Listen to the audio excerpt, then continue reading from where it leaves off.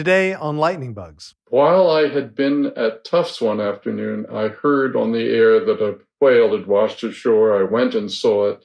I didn't get there till after dark. Everyone else had left the beach. I went out, and it was not a big whale. It was a small one, a dolphin. And it was somebody had cut its flukes off and thrown them away, I guess. Another person had stuffed a cigar butt in its blowhole, and somebody else had carved their initials in the side of this creature. And I sat looking at it in the pouring rain for a long time and thought to myself, there's got to be a different way for humanity to interact with these animals than just killing them or maiming them. And so I decided if anything ever came up, that's what I would do. And the Institute for Research in Animal Behavior was run jointly by Rockefeller University and the New York Zoological Society, now the Wildlife Conservation Society. We used to have meetings there, and one of the meetings, for some reason that I'll never quite understand, I stood up and just said, I'm going to study whales for the rest of my life, and I'm going to work on trying to do something about their conservation. And instead of just being hissed and booed everybody was very warm about it. Oh, wonderful. Oh, that's great. Hi, if you're enjoying listening to Lightning Bugs, please rate and review us on Apple Podcasts. It helps a lot. 1, 2, 3.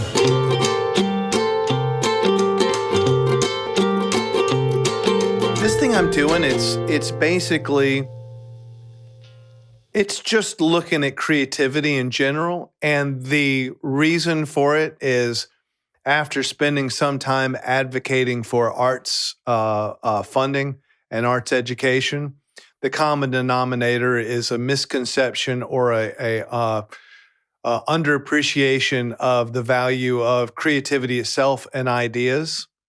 And the notion that is something that's practiced by artists making little arts and crafts over here in the corner for fun, and everyone else is engaging in something that's not creative. And I even had a cat. The reason I wanted to do it is because I had a cat who came up to me after a book talk signing, and he goes, "Man, I need to get back into creativity again. I feel like I just haven't been creative in years, and my occupation's not creative." And I was like, "Well, what is it? Your occupation?" He's like, "Oh, I'm a scientist, marine biologist." And I was like, "Really? That's not creative to you?" And actually, it only took 2 seconds to remind him that it was creative. And he was like, "Oh, I guess you're right."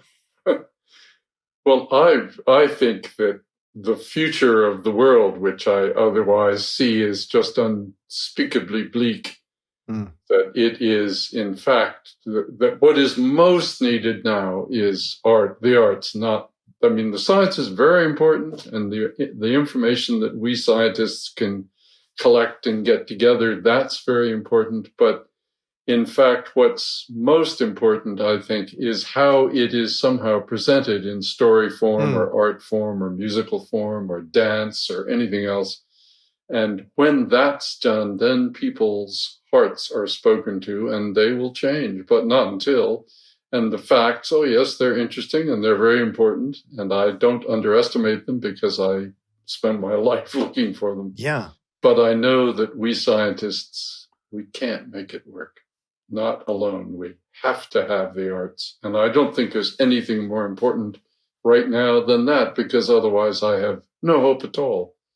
So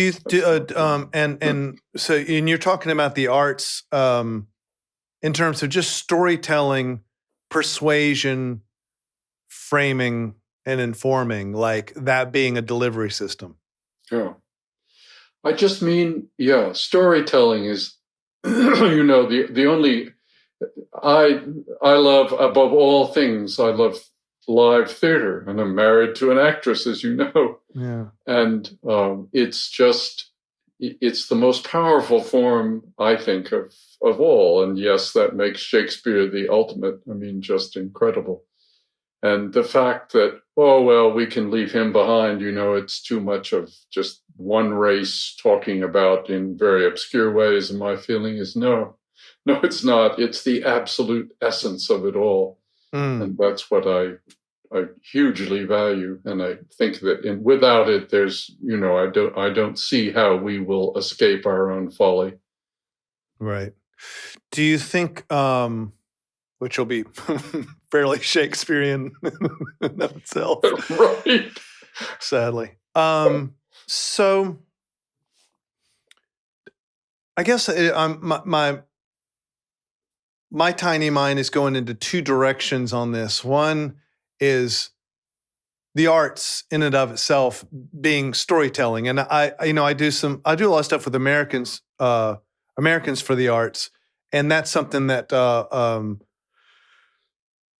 basically it's advocating for arts funding, and a lot of that is done at Robert Redford's place.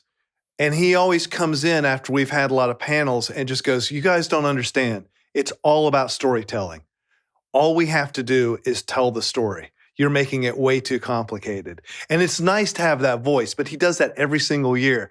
He comes in, listens to the arguments, and then he's like, "Those are great arguments. Yes. Fine. Now tell the story, because no one's going to understand what you just said."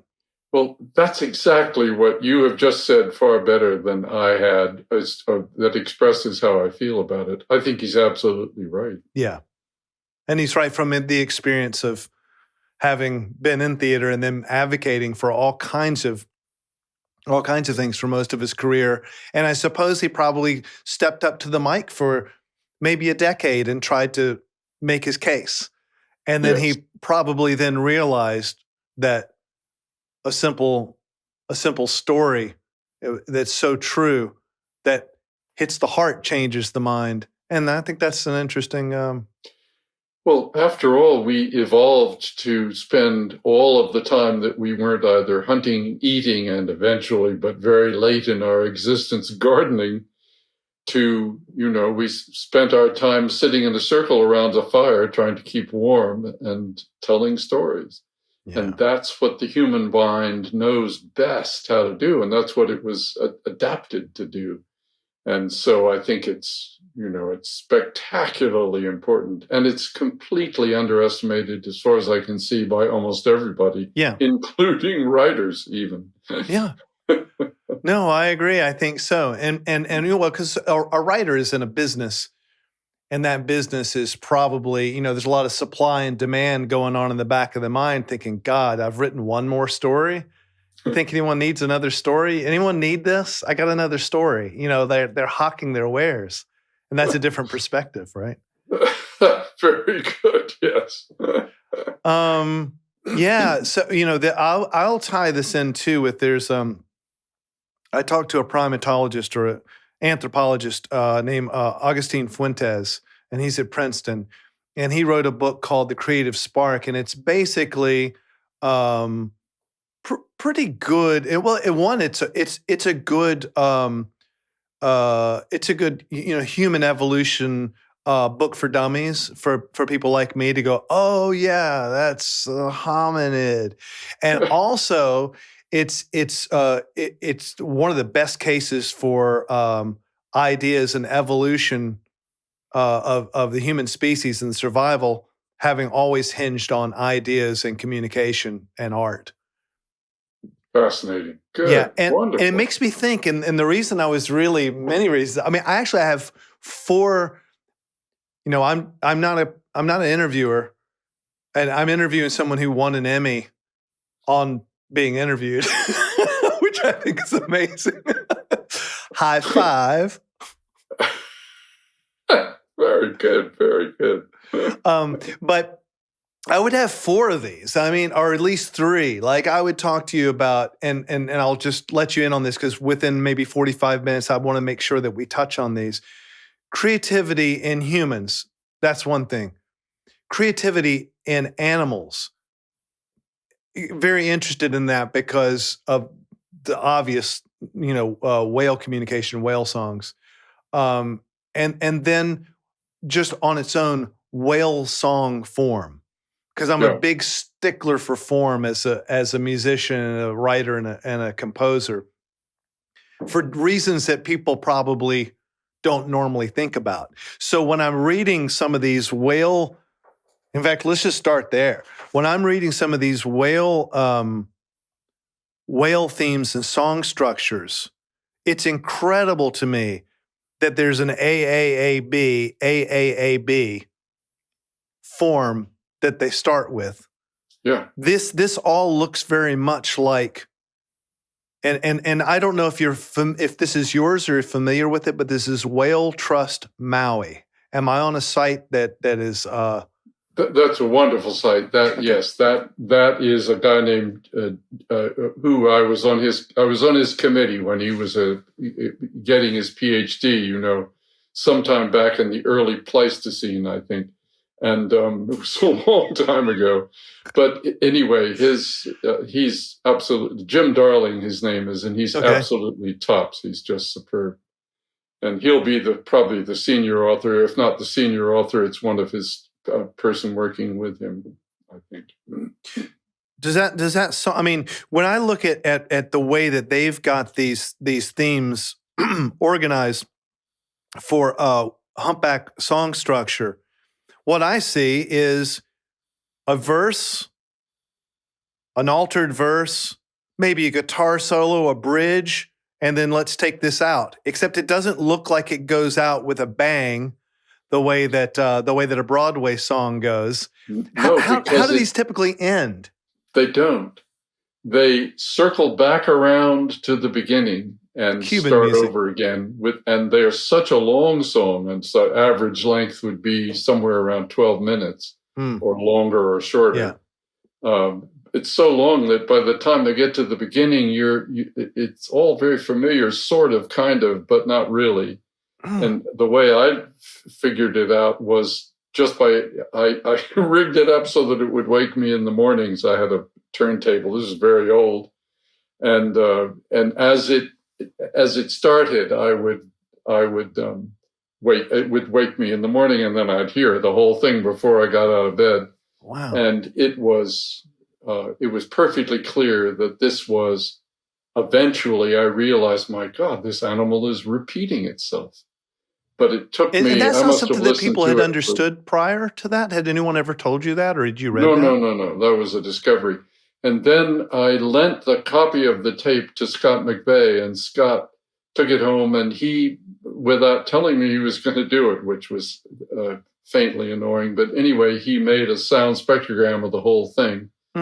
And of course, he then discovered also that it was there. So because he had done the work of making a spectrogram, I said, fine, let's publish it together, which we did. And it's, but it's a very obvious, it is only obvious if you've memorized the whole thing. And now I could sing the whole damn song, but I've done it. Wow. What I'm seeing here, is that referring to what you would consider sonic rhymes or gestural rhymes? Are these more of a musicologist adapted thing? Like, well, what am I seeing when I see AAAB? Or is this considered like almost language, or are we looking at the pitches?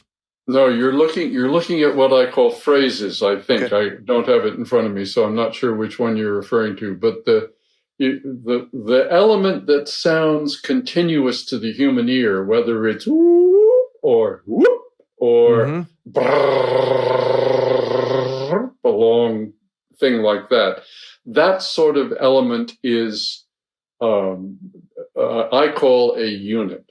Okay. And actually, some of the sounds are actually strings of pulses made so fast together that you really can't hear them. And I mean, you can't hear that they're individual pulses, is what I mean. And if you take those patterns, you'll get what we'll just say that one is called the number one and one is called two. So you'll hear 1, 2, 1, 2, 1, 2. And then eventually you'll hear 3, 4, 5, 3, 4, 5. Well, the change from the 1, 2, 1, 2, 1, 2, that's a phrase made of 3 units, 6 units, the 1, the 2, the 1, the 2, the 1, the 2, that's 6. And then the 3, 4, 5 is the next phrase. And then series of phrases will form a theme, and a series of themes form the song. It's just a completely made up terminology that we made up just because it was useful, but you could call it by any means you liked. But and what a rhyme is when the animal changes a phrase but puts in something which sounds similar for the thing which it has changed. Right. So it's like changing the rhyming word in a couplet or something. And it establishes a pattern. And it establishes a consciousness on their part that there is a pattern. That's right. Unless there's a biological reason for something that's like marching like left, right, left, right, left, right, which is a pattern.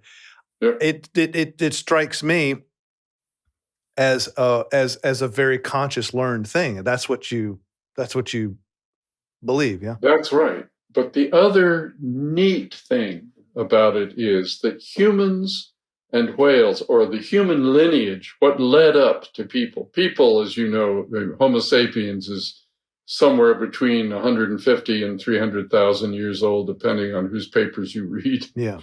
But that's a tiny period of time. That's a third of a million years at the most. And the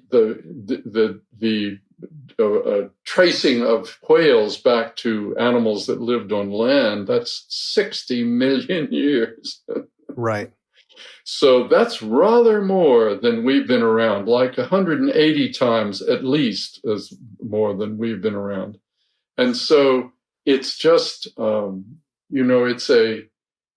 thing to understand about it is nothing that I can even imagine would be a more thorough isolation between two species. And yet, look what happened.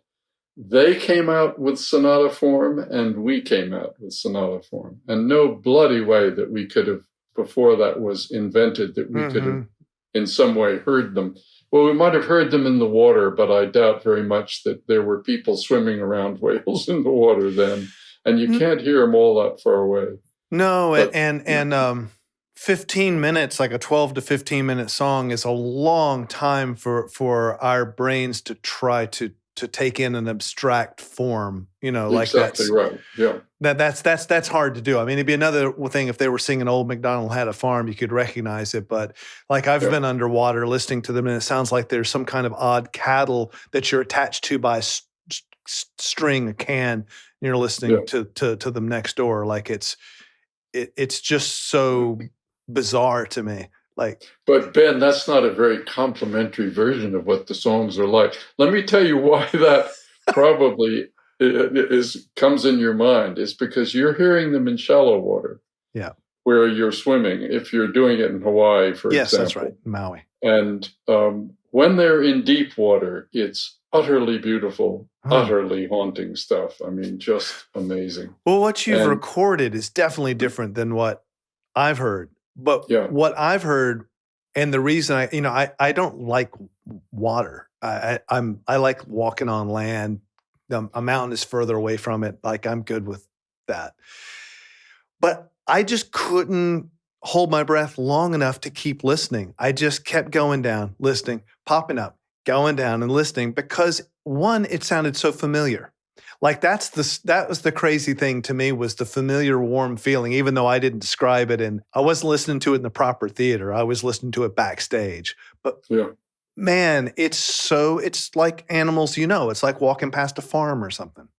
That's right. Yeah. Crazy. Well, that's the walking past the farm part is because you're in shallow water. Right. If you get in deep water, you would feel this is a very mystical experience of some kind. Right. Even though mystical experiences are not high on my list of things that I believe in, it turns you into something which is, it's absolutely fascinating when you hear it in deep ocean. It's just utterly beautiful. And one of the things that I'm now doing is I've found a place that has spectacular acoustics for whales, and they mess with the acoustics to some degree. And so that's where we're headed to do some recording at some point. Yeah. I mean, the thing is, when I heard, I'm a musician, and when I heard songs of the Humpback Whales when I was probably a teenager, and I probably got it at a yard sale or something, I thought that you had put like delays on the sound. I Yeah. didn't know until I spoke to you that is the reflection and the echo of the ocean floor. That recording has absolutely nothing done to it. That That's is amazing. exactly the way it sounded. And there's a wonderful story about it. When I took it to the guy at Capitol Records, eventually it became a hit, and Capitol Records bought it from the company that made it, which was Communications Research Machines, better known as CRM. They're the people who published a magazine in the United States called Psychology Today. And that's the only record they ever made, but Capitol bought it off them. And I went to have it, I took the master tape to the guy to have him copy it. And he said, I'm not copying this. This is just full of noise. And I said, well, that's what it is, and so forth. And finally, I had to go to his boss and get his boss to force him to copy it. And he was the head of the whole thing at that time and in that space.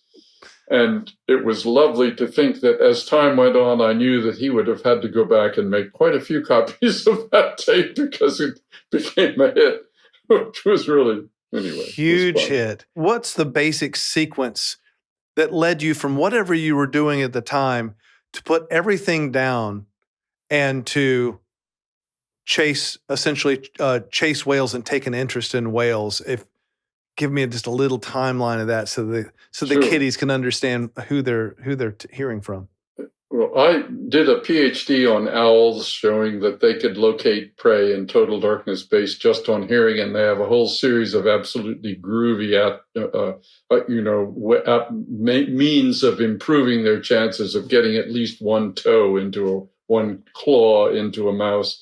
And the mouse has countermeasures. The whole thing is fascinating, as it turns out. And then I worked on how moths are hearing, and I was doing that at Tufts University. I'd done the bats before any of that at Harvard when I was an undergraduate, and then it was at Cornell where I was getting my PhD that I did the one on owls. And then I went to Tufts, and I did work with an insect physiologist on how moths avoid bats and the behaviors that they go into. And these behaviors are absolutely clever as the dickens and very adaptive, and yet they are produced by information that comes from the ears of the moths, which have, between them, the two ears have a total of 6 cells. And so they're able to tell it's a bat, first of all, and they can tell how far away it is, or an estimation thereof. And they can tell if it's right on top of them. And they have 3 different things that they do. And I think I figured out how that worked. Anyway, that got me a job at Rockefeller University in an organization called IRAB, the Institute for Research in Animal Behavior. And while I had been at Tufts one afternoon, I heard on the air that a whale had washed ashore. I went and saw it. I didn't get there till after dark. Everyone else had left the beach.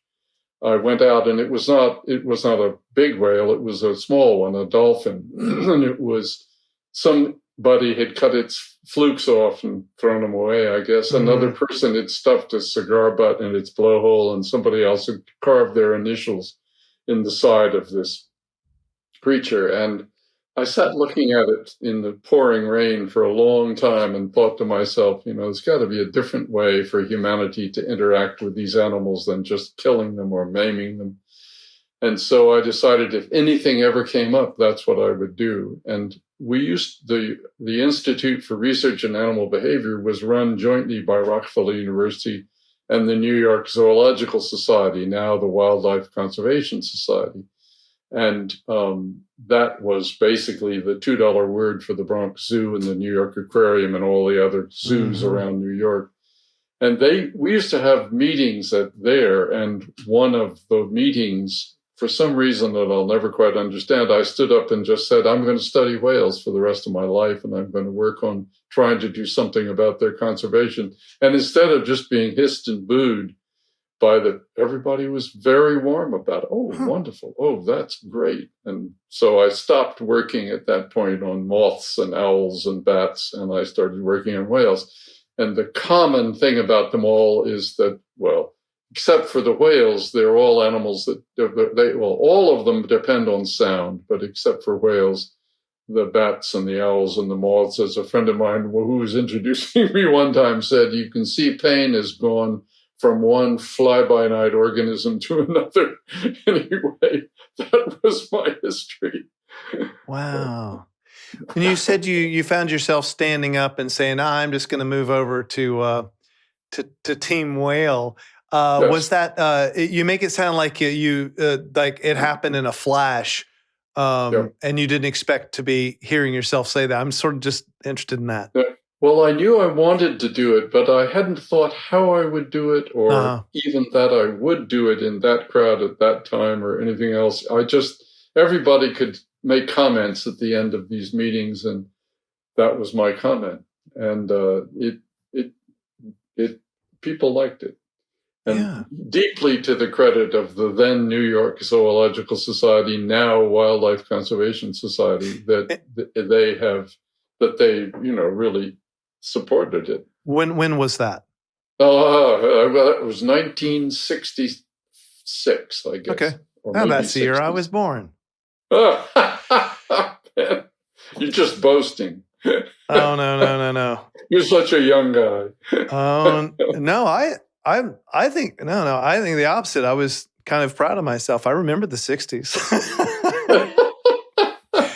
I joke I remember the 60s because I came up in the South in the 70s, and it took us a while to catch up. So I feel like I grew up in the 60s because we were just working it out about 10 years later. Now, as you back up as a human being scientist for a moment, how do you see the function of a simple song for humans? For people, just like, why song? That's such a wonderful question, Ben. I don't have an answer for it, alas. I feel that I believe that not just songs, but music itself, tonality is what I'm talking about. I think it's older than our species by a great, great deal. And what about sound is older? The perception, or the like you've got a frequency and then you've got pitch, and so we're like pitch monsters. We don't think about the frequency. What do you mean that translation sort of in life? No, I just mean music. Forget. Okay. I mean. Okay. What I believe that music and the appreciation thereof is older than we are by millions of years, probably. And who was appreciating it? And yes. Let me tell you a wonderful thing about a fish. Somebody did a study on a fish. I can't remember who, and it was it was a goldfish. And they trained the goldfish to make some different behavior. I think perhaps touching something. I don't remember. But in any case, the goldfish had to indicate correctly the jazz pieces it was listening to versus classical music. And it got so it could do it. But this was the same ones. And then they gave it things it had never heard before. And it correctly categorizes them. A miserable goldfish, the thing that we just take so utterly for granted that people swallow them for the hell of it. And you think, how could this be? How could we miss that much of what life actually is? Amazing. And that's why I am now involved in what it will be the most exciting piece of work I've ever been involved in my life. And that is that I'm working with a group called CETI, which stands for Cetacean Translation Initiative. And it is, what we're trying to do is translate sperm whales speak. We're trying to figure out what they are saying to each other and then eventually speak back to them. And recently we got a fabulous grant to do this. And so we now have no excuse for failure. And why sperm whale and not humpback? Well, thank you very much. That is exactly the question I ask. I see loads of evidence. I could give you examples of that sperm whales are. That humpback whales are very smart, but I don't see much to indicate to me that sperm whales are very smart. And whatever you do, if you their sounds, most of their sounds, not quite all of them, but most of them are sounds which are clicks, and they're very loud, and they are clearly used in echolocation, and they are presumably supremely good at it, and therefore are probably sort of more or less, in quotes, seeing the world through echoes that they get by making them loudly, and they echo eventually off their prey and so on. But the problem of that is that no matter how you approach that problem, you need an enormous computer to get such an image. And so my suspicion is that sperm whales are probably mostly using that computer for that image. What I meant by a big computer is that no matter, people are very good at doing sonar, and they are also very good at doing a task that will get echoes out of the ground and tell you where oil is by looking at the different layers in the ground. Very complicated stuff. And but no matter how you approach that problem, there are several approaches to each of the examples I gave. You need a lot of computing in order to be able to do it, which means that if a whale is doing something similar to the ocean environment and looking around, that it's going to need a big brain to do it. So that's what I think the sperm whales are probably actually doing. Right. And the humpbacks, on the other hand, I see that they're very separate from everything else. They're a species sort of unto themselves, and they're not terribly closely related to anything. And they are not as closely related to some of the other whales are to each other. But in any case, they do stuff that's fantastically sophisticated, and they make a column of air out of bubbles, and this column is fitted around a school of fish, and then they come up from the bottom. But when they make the column, they don't just go letting air out the whole time. What they do instead is they go as they move around in a circle. So they're making columns of air. Yeah. And these columns have a certain separation to them.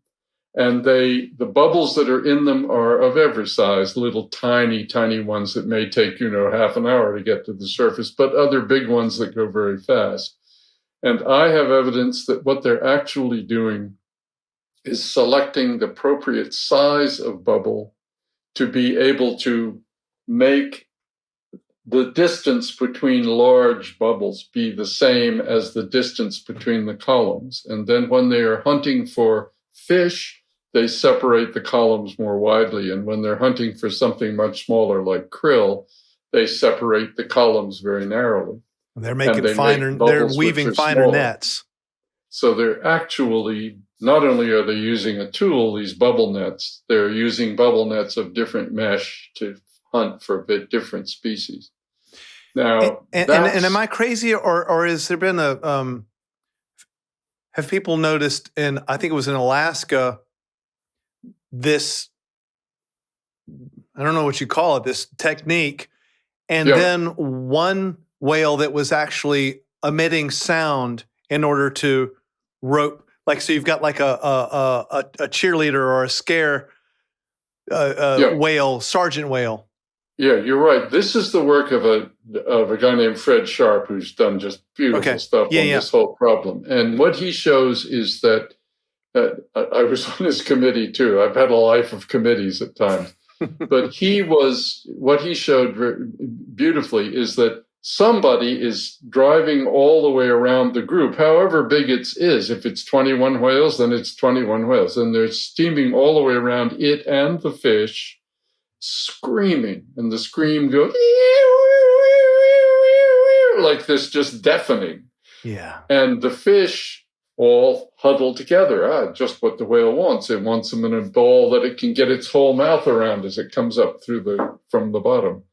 And the neat thing is that Fred tested frequency at which this whale screams, and it turns out, that's the frequency that bothers mackerel, which if they're after mackerel, the most. Wow. In other words, it has figured that out too. And not only does it knows make a which net frequency, of an appropriate size and an appropriate mesh, but it also screams at a frequency. Now, the most interesting part about that is, as far as we know, that is the only group in the world that does that, which means that some individual, some Sharpie, figured this out by herself. It seems to be a female. We're all guessing it's the female. We don't know yet. Fred hasn't. Even though it's the males that tend to make the noise. The males sing. Yeah. But what we call social noises are probably made by everybody. And this isn't a song. It's not like their songs. It's a continuous sound, the way I made it. And it just goes on and on and on. It never stops as the whale swims slowly around in a large circle, releasing air. But it's not just a circle or an oval. It's actually a helix. It's coming, a spring-like thing coming up from the bottom and getting closer and farther. It's tripped from the bottom. It starts way down and then it comes up to the surface. Now, the fact that as it goes up, it's releasing bubbles. I can't see well on the screen, I see. But anyway, as it goes up, it's releasing bubbles earlier and then much later. Yeah. It's giving the earlier bubbles a head start. So it has to change the size of those bubbles in relation to the very final bubbles in order to have everybody arrive at the surface at the same time. Well, I mean, I think anyone that's ever tried to organize 21 people to do something well could just back up from this and appreciate what they're doing is they're weaving this helix-shaped bubble mesh, yelling at a frequency that is the perfect frequency to freak their prey out. Yeah. And also they're having to anticipate current, gravity, all kinds of other stuff because you can't just blow a bubble and know where the hell it's going to go. So, I mean, all that stuff, that seems amazing to me. It is amazing. The current probably is not so much because they only do this in really pretty still water. Right. I haven't seen any evidence. I haven't heard from Fred either that he found any evidence. I studied it many years ago, but he studied it more recently and for much longer. And I haven't heard that he's found currents affecting it, but maybe he has. I don't know. Oh, okay. So, I mean, even that, just knowing that this is our venue. Yeah. Exactly. Is I mean, to me, all that is, I actually, my mind's too tiny to understand how if you and I just went out and we're just going to get, another 19 people and try to work out how to do something like this. I mean, we'd still be at it, Ben. We'd still be at it. This only happens in Alaska. Are those the same whales that then make the migration down to Hawaii? Yes, that's the same group. And that's one of their destinations. Some of them go elsewhere, probably, but and that's better known that I'm up to date with. There's lots of people working on that, and I could have missed stuff on that. The other thing is, I've heard of one other possible place where this communal large groups of whales all doing this together is happening, but I'm not sure that I'm just not familiar enough with it to comment on it yet. I will be eventually, but I am not yet. I haven't been there. Ain't been there. And this all implies that maybe there's innovation by single great whales, like with people. An Einstein comes along, someone comes along that innovates something, and is that what you get out of a ritual and a technique or a hunting technique like that? That maybe one whale had to innovate some part of this and then communicate it to everyone else. I would guess. Or the other thing is that yes, I think there are whales that do things very, very well, and this seems to be one of them.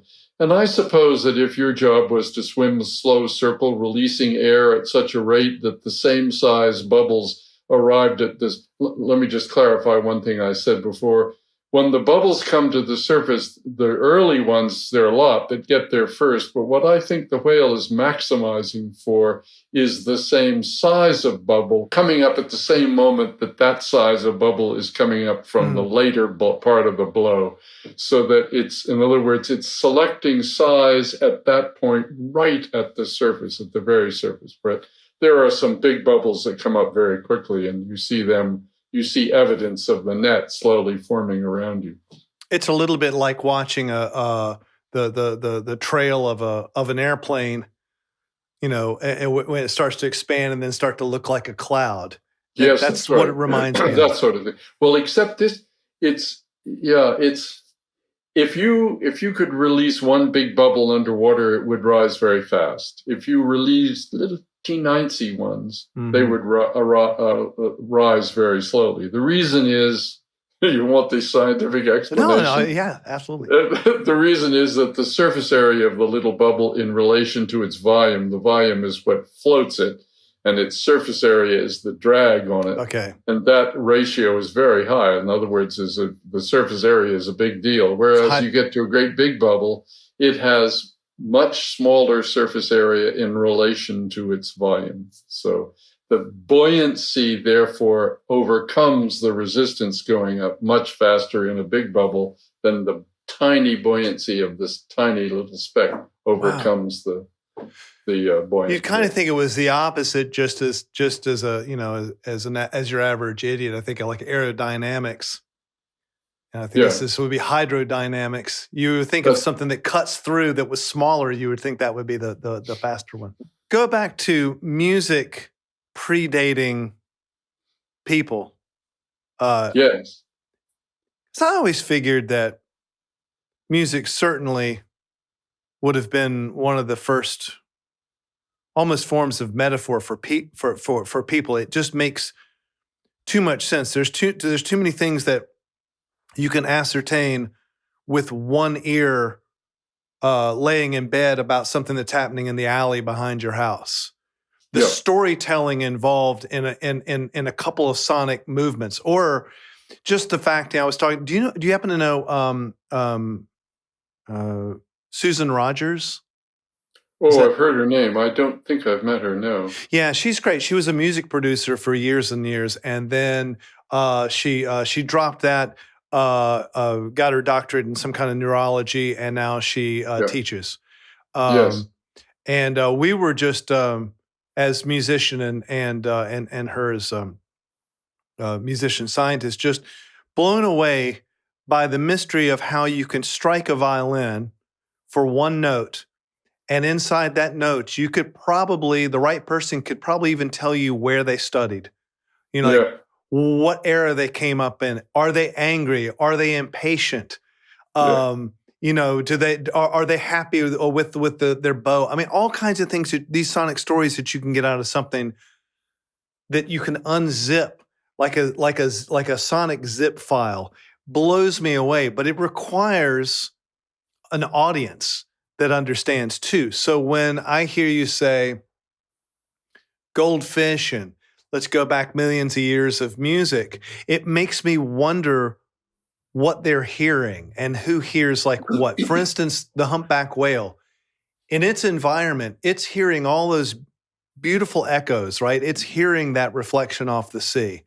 And do you think that it is collaborating with, if I was on headphones in a studio and the engineer put on a delay, I would begin to sing to the delay because I would intuitively react to it. Could you speak on some of those things and what the other whales are hearing? I guess what I'm trying to get at, because I'm not a good interviewer, but what I'm trying to get at personally is the feedback loop and the communication involved in music, and people think that's proprietary to the human race. And well, I'm sure the feedback loop is not proprietary to the human race. I would go to my grave I would bet anything that feedback loops are recognized and used by all sorts of animals, but whales don't sing you'll hear lots of them together, as you've heard when you've been in Hawaii and you were swimming, but you don't hear them. They don't all sing in unison the way, for instance, some cicadas do sing in unison. Okay. But the whales don't. And, or at least humpback whales don't, as far as we know. I've never heard them, and I've heard an awful lot of hours of their sounds. But it's, but what they're doing, that I think that the question you may be getting at, or I'm guessing at, I'm not quite sure, is I'm not the either. question of why is singing, what's the big deal about music? Why do we care about music? That's a better so question. What? I mean, anybody could do it. And the answer is, I think, that it is so ancient that it comes to us through our most primitive, part of our brain, down near the brain stem, our lizard brain, so to speak. And that the reason that you can't answer that question and I can't answer that question and nobody can answer the question is, why is music so important to us? Why is it so incredibly powerful? Is because I suspect that a great deal of its effect is made on us by whatever came from our lizard brain. And that's part of our unconscious now. And we can't assess it directly. So I think that may be an important part of it. And if that is so, then what we are seeing is a kind of ancientness which is by definition a mystery. I mean, you can't, I can't, you or I cannot possibly do lots of things that once some organism could probably do. I mean, I would suspect that our consciousness of the activities of our guts is not as strong as the consciousness of that activity in something very, very much more primitive than humans. Or in the very earliest days when that was about all you had a nervous system to do anything about, and a hydra or one of these very primitive organisms with only 2 layers of cells. But I think that's my feeling, is that's where the blinding mystery of just what is music? Why is it the most powerful form of communication of all? I think it's because it's coming to us through a different history, and also from probably a great deal of analysis goes on in our lizard brains, so to speak. Well, because someone like me I think your average person wants to explain why music and why whales would sing in the first place. And I think that what you're saying is, it's a big mystery. Yeah. But why is it a mystery? Why can we talk intelligently about, once we have the rules of modern, not modern music, but the rules of classical music, why are we able to speak about, take courses in harmony and take courses in all sorts of forms of music? It's because we did it I don't know if we invented them, but in any case, we certainly worked on them. And so we can deal with the rules that might apply to those and keep things sounding harmonious and not dissonant, and so on. I do understand that these forms and the songs that they sing are they evolve like style. There's a hip song out there probably, and how many different songs are going on around the world in different whale coterie? There are basically 1 per ocean, except in the Pacific, where the distances are so great that they have to be informed of each other's song, that it takes the song longer to make its way out across the Pacific. And it's also complicated by the fact that there is a gap in the barrier of the equator, so to speak, where, because of the Humboldt Current coming up, which is very cold water, they can actually cross into the southern hemisphere. Humpbacks can cross into the northern hemisphere and do.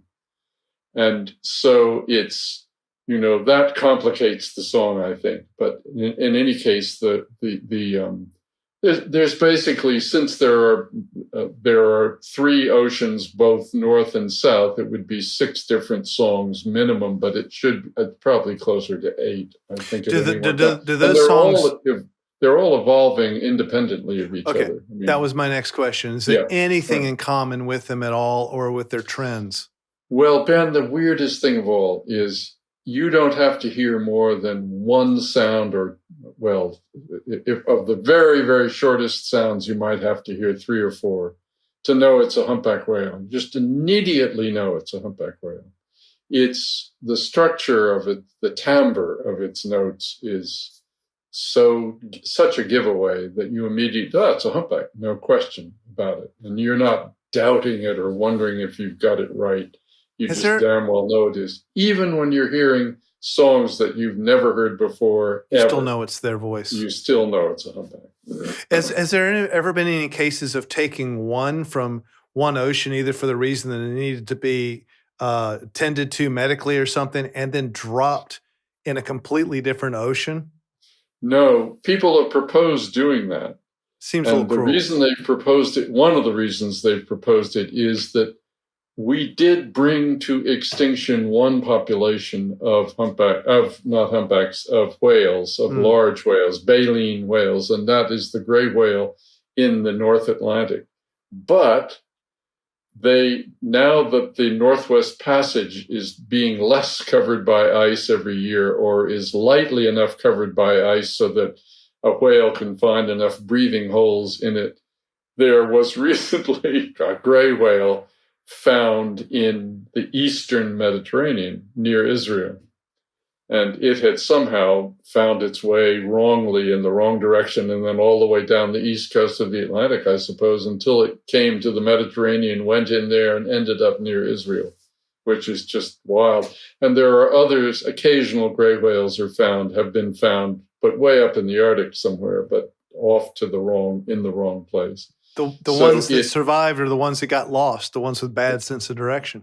Well, the ones that survive are the ones that didn't get so far away from the very specialized ocean bottom conditions that enable them to feed, that they died of starvation. But of course, dying of starvation, if you're any big baleen whale, is a very long death.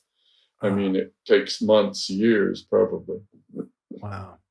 So extinct, to categorize something as extinct, there can still be a couple of them left on Earth. When you said I meant, sorry, it was a population that went extinct, not a species. The species we so far have never brought to extinction any species that had a completely worldwide distribution, and I don't mean just whales. I mean of anything. How close did we come with the humpbacks? Pretty close, but nowhere near as close as we came with right whales. Right whales we damn nearly achieved that.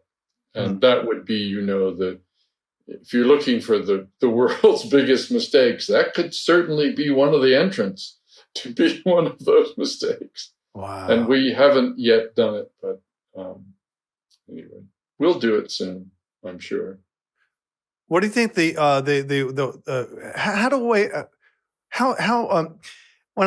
I heard, hearing whales underwater the few times that I heard the pitch sometimes go from something that was right at the top frequency, at the top of my hearing, and then I could sense that it had gone hypersonic, like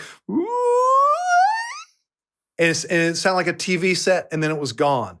They're hitting some really high stuff. Are they hearing that? I don't know. That their hearing has been. Here's the trouble when you were asking before of playing back sounds, or you did it in a much better way of saying moving the whale. But if you moved to just its sounds or its songs, you could learn something from it. And people have tried very primitive forms of that sort of thing, but not very much of it. And the reason is that the loudspeaker that will play at the loudness that a whale sings all the notes that a whale is known to sing is it's just colossal to get the lowest frequencies across particularly. And they're very expensive. I mean, for instance, the only one that can imitate a finback whale or a blue whale on the very, very low notes that they make, which I calculated years and years ago could be heard completely across oceans. In fact, that they could be heard as far as 13,000 miles apart. I was going to ask you about that. Something that almost destroyed my whole career. because most people thought, oh, what baloney, Payne's lost all his marbles this time. Mm-hmm. And the idea was, though, that I was looking for how far that can only work in very deep ocean because of very complicated explanation of how sound propagates this is low in end deep ocean versus in shallow water. Well, sound in deep water, in deep ocean, can get into something called the SOFAR channel, and the SOFAR channel allows it to propagate as it goes along by rising and falling over distances of about 32 miles. And as it's doing that, you would hear it only at this point at the surface, and then you'd have to, at this point, dive all the way down to hear it loud enough. But it propagates that way, and it can go, as I showed by calculating it, it would be able to go back before the ocean was completely polluted with the sound of propellers, which it now is everywhere, 24/7, 365. It's polluted with propeller noise, the roar thereof. But long before that, which is only to say going back a mere 200 years, which isn't even long enough to be a blink in the time of evolution, they were evolved to speak at very low frequencies because there's a kind of window there in the noise of the ocean, and in storms wreck it, but everything else doesn't. But as the whales earthquakes wreck it. There's some things that wreck it, but they're rare things. They aren't constant, the way ship's traffic noise is. If you look for the longest distance, it's 13,000 of a deep water path. You start throwing great circle routes down through the deep waters of the sea. The longest one you can get before you get wiped out by having to enter shallow water is 13,000 miles. And then you think, oh my gosh, well, how interesting, there is no selective pressure to select for 14,000 miles because there is no 14,000 miles. Now, it may be that that's just baloney, and I mean, not baloney, but that it's just a happenstance or a coincidence without we won't selected know that way, but that's how it comes out. And then it was finally proven by Chris Clark, a student who worked with me when he was getting his PhD. He then demonstrated, oh, yes, this is true, because he went and listened through the hydrophones that the U.S. Navy has put around the oceans. He got clearance to do that. He heard a sound event 13,000 miles away from its source. No, he just couldn't because the ocean is now polluted with that much. But he at least was able to hear them completely across an ocean. Yes, in deep water. And that was way further than anyone had thought. Well, everybody else was saying 100 miles maximum. What is this idiot Payne talking about? Now, of course, as happens with any idea which is unfamiliar to everyone and is denied by many, you hear from everyone, no, we knew that all along. We knew that. Payne didn't discover anything new. We knew that. Yeah. You think, oh, God. Anyway. But if you're not annoying somebody, you're not doing your job. That's the way I look at it. It's very rock and roll, and very Mozart, and very Beatles. I like to get an exercise that my guests come up with, that those of us who are in on this show do. I call it New Week's Resolution. So for this week, for instance, I'm going to read poetry for 2 minutes a day. That would be good enough. But anything that you think has been helpful to you, that in the form of an exercise, as if we're all students, if we did this for a week, it might be helpful. Right. I haven't. That's a very easy question to answer because it's what I spend most of my life thinking about, not in the weak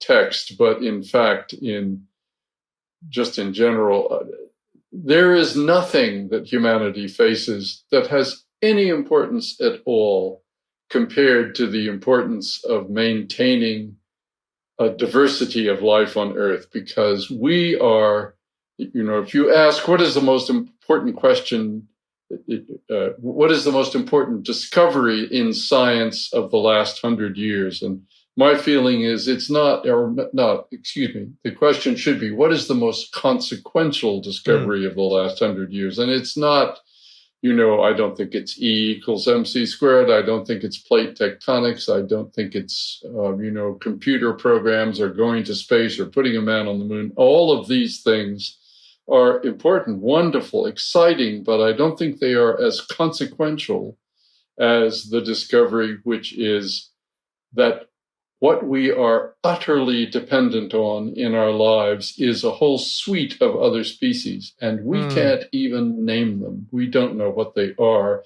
And some of them, if you remove them, that would be it, would be done, just finished, because they would not then be able to keep the oceans, at the right level of production of fundamental algae and so forth. And every single species on Earth is dependent on its own little circle of other species. And they overlap a lot, but not entirely.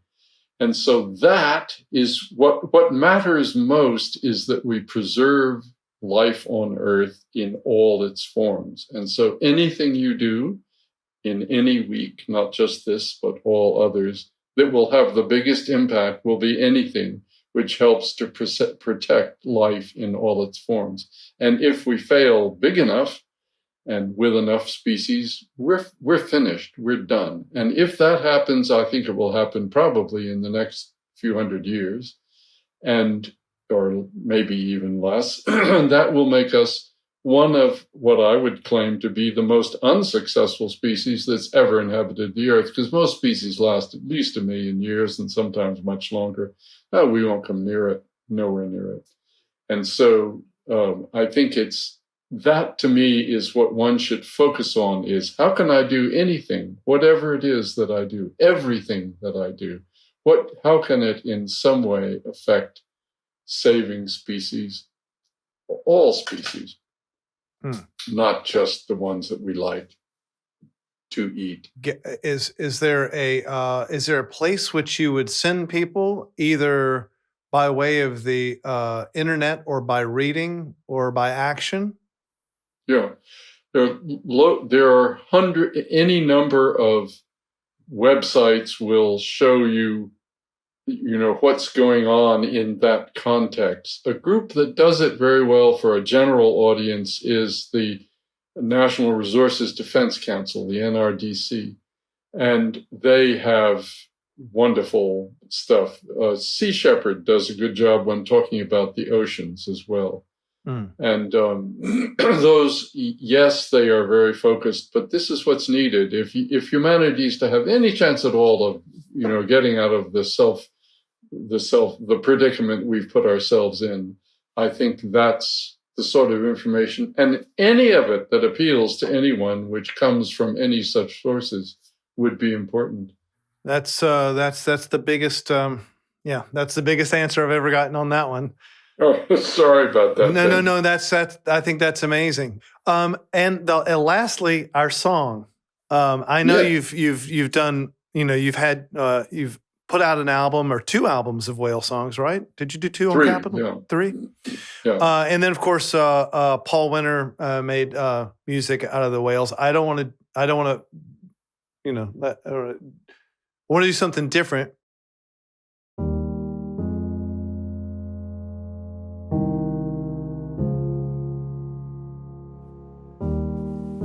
What is most needed now is art.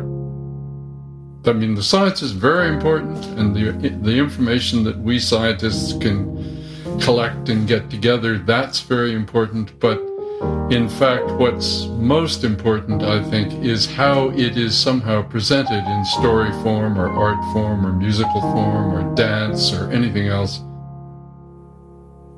And when that's done, then people's hearts are spoken to and they will change, but not until. And the facts, oh yes, they're interesting and they're very important. And I don't underestimate them because I spend my life looking for them. But I know that we scientists, we can't make it work.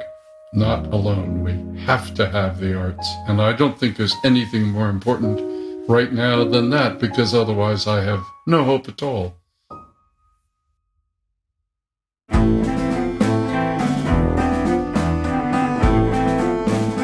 Hi, if you're enjoying listening to Lightning Bugs, please rate and review us on Apple Podcasts. It helps a lot. Thank you so much for watching Lightning Bugs on YouTube. Check out more episodes and subscribe if you have not already. You can also listen to Lightning Bugs wherever podcasts may be found.